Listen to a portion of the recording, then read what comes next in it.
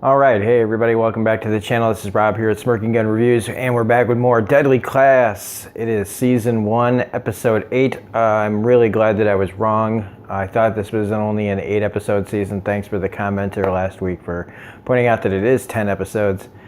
So Season 1, Episode 8, it is called The Clampdown.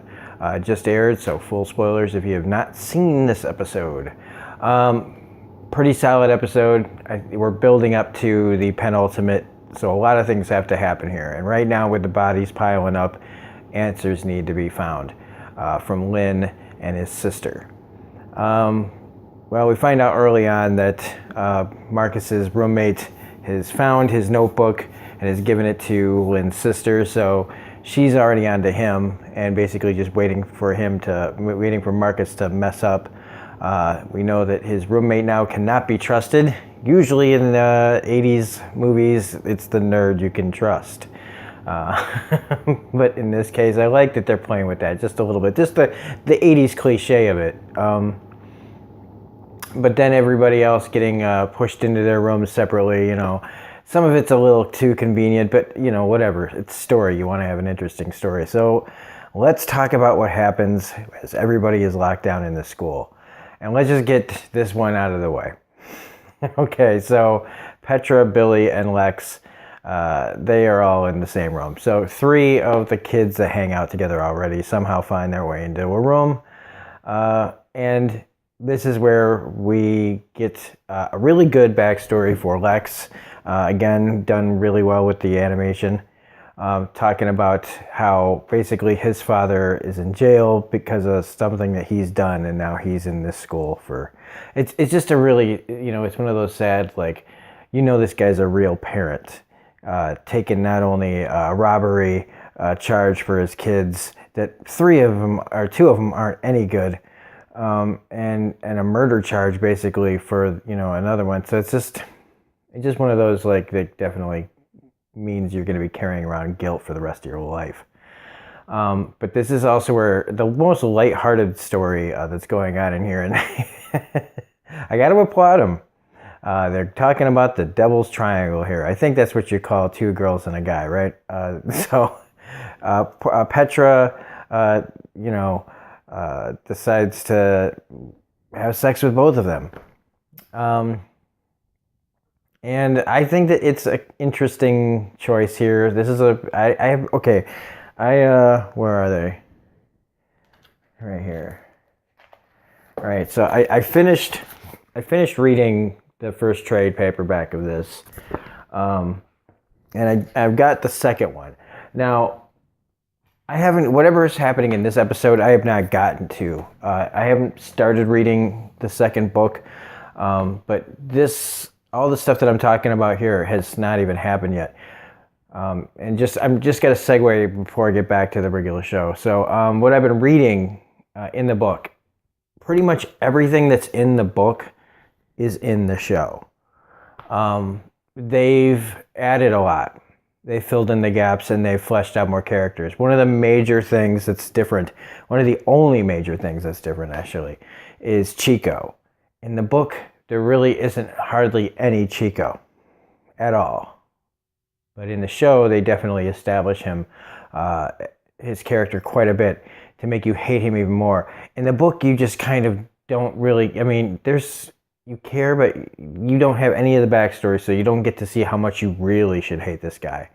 And that's one thing. So even though I was annoyed at how long Chico was allowed to keep going before they finally got rid of him, in the book, it's much faster. I mean, it just happens and Chico's gone. So in that respect, I like the source material better for one, you know, like just taking out a character it knew I wouldn't like. But I gotta respect the show for keeping a character around and fleshing them out so that when they did kill them, I would feel it. So anyway, that was just a quick thing, real quick, about the comparisons to the comic to the show. So far, really, really, really accurate. But anyway, so what I was saying is they have this devil's triangle basically going on, and it's nice to see it be the guy girl thing like two guys and a girl, because it's always two girls and a guy. They always have to play up that sexual, thing for guys that watch shows and things like that. But it's nice to see that the girl, kind of taking charge and making these guys decide, and how they decide, and the actual, like, the thought put into it. Like, it's a pretty well written scene, because these guys are really questioning, like, what are they willing to do to have sex with this girl, like, and her just kind of being as disconnected as she can be. It's weird, but it's really one of the better scenes, definitely, of this week. And then in the end, like, they finally give in.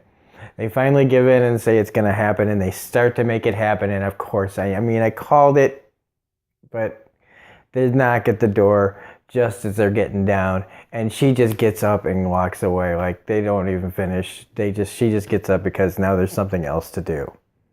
That was really, really good. I really, really dug that part of the show. Marcus, I love that nobody's paying attention to, like, what Marcus, like, we just get so used to Marcus fiddling with the door that we just kind of figured it would be like a running gag at this point, that he's not getting out of this room.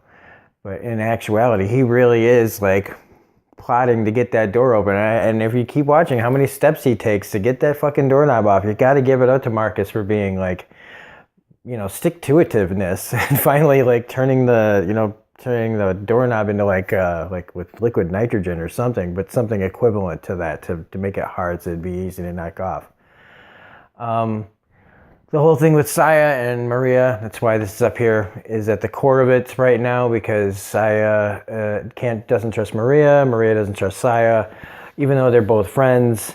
They're both being told by, their right-hand men or ladies to take the other one out.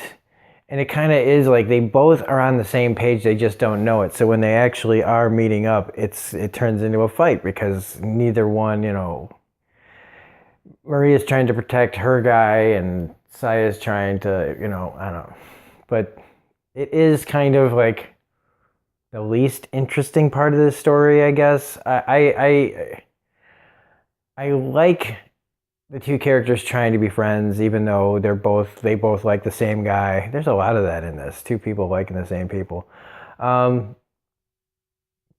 the real interesting part of the story here comes from Marcus when he gets caught by Lynn, and how Lynn is basically kind of like using the home movies as hypnotism to get him to where he needs to go. He needs to, like, let go of the lies and start telling the truth. And this scene is done really, really well by the guy who plays Marcus, who I am liking this actor more and more as I see him in this role. Especially because the words from the book are coming out of his mouth in a way that I feel like they really need to. Like, he's really getting the dialogue right. Like, the right inflections and everything. And he doesn't seem like just some cocky kid. Like, all these characters are really well matched to their comic book counterparts. The way it's written and the way they play it is beautifully matched. But in this, like, Marcus and Lynn both just kill it. And the way that I love that the choice that they had to keep that, like, blood across his mouth as he finally tells Lynn the truth after he breaks him. Like, Lynn breaks him, man. I mean, he shatters him. I mean, you can, like, there's almost like, it's like that Ralph Wiggum from The Simpsons part where you can see his heartbreak in that one episode from, like, a million years ago. In this, you can see, like, where Marcus's face just breaks. Just like, and is ready to give up everything. And in the end, I'm sure I'm missing a few things, like Willie trying to be, more honest. Oh, and the hillbilly and Victor teaming up with Lynn's sister. David Zayas' Chico's dad's character basically threatening the school and Lynn and everybody. I mean, there's more of that coming. That's a part that I figure is going to be a lot of fun, and I'm not really that worried about it. I'm more worried about Lynn's sister doing something messed up to somebody. But maybe that to dismiss Chico's dad as not being able to do some damage, or at least the show won't let him do damage. I don't know, maybe I shouldn't be, I should be thinking that that's a possibility more. And I think that's about it. I mean, everybody kind of ends up back on the roof, for better or for worse. Yeah, I mean, and Marcus finally tells him everything, gets everything out about Chester. And speaking of, I just remember like a thing from one of the commenters from last week. I think said something about the dad, Chester's dad. That I was kind of confused on whether or not Chester's dad made him have sex with the dog, or if he killed the dog. And in the book, it confirms that Chester's dad made him shoot the dog with a .22, and that's so he wasn't made into a animal humper then. But I don't think that helped. I think with Chester, the whole thing with animals is about he feels that they're better than people and he can trust them better than people, and so he loves them. And when you love something, apparently in his brain, it means you have sex with it. Okay.